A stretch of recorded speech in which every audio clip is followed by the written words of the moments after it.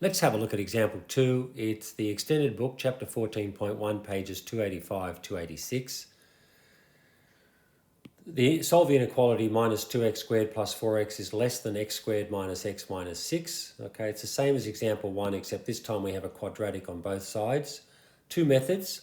Method 1, similar to example 1, graph both sides of the inequality and determine the points of intersection. We do that on the calculator, put them both in, find the points of intersection. The important part is that x, okay, that x value there, okay.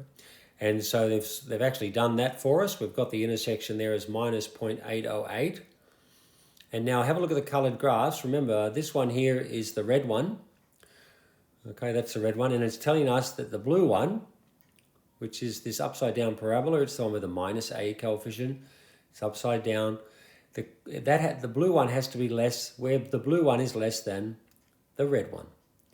Now you can see from here that line, the function value, okay, we're talking about the function value. So if you go across from here to here, for a certain value of x, it's down here, but for this red one, it's over here. So that's greater. We want the blue, okay, the red is greater. So we want the blue to be less than the red. And that happens at that point to the left, and at that point there to the right. You can see the blue line is lower than the red line.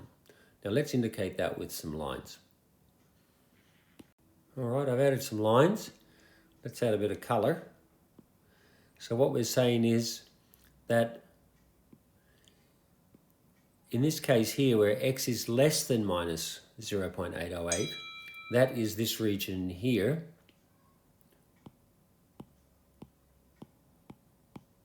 Okay, it's all to the left. And where x is greater than 2.47, it's this area here. Values of x for that area. So hopefully that's a bit clearer. Now they've asked us to check that algebraically, so they've chosen a point here of x equals minus 1. Now that is in this area here, x of minus 1. And we put that in and we find out it's true. Put minus 1, that's minus 2 times minus 1 squared plus 4 times minus 1 is less than minus 1 squared minus minus 1 minus 6. Comes up to minus 6 is less than minus 4. That's true, so that one's okay. Then we try the other one, x is greater than 2.47. They've decided to try 3, which is just outside there. So we put a 3 in there, and we've got minus 2 times 3 squared plus 4 times 3 should be less than 3 squared minus 3 minus 6. And we got minus 6 is less than 0, and that's true. Method 2 is, as we saw with example 1, just move everything to one side and put 0 on the other, rearrange to have the function greater than 0.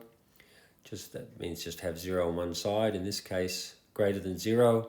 Well, it's very clear on the graph now. We plot that, use your calculator, find the zeros or the roots there, and you'll see that everything above the y equals 0 line, everything above is going to be the region where the function is greater than 0, because you see the function value.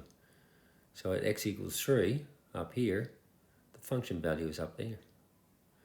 But x equals 2, the function value is down here. It's less than 0. And you can check that algebraically as well. All right, great.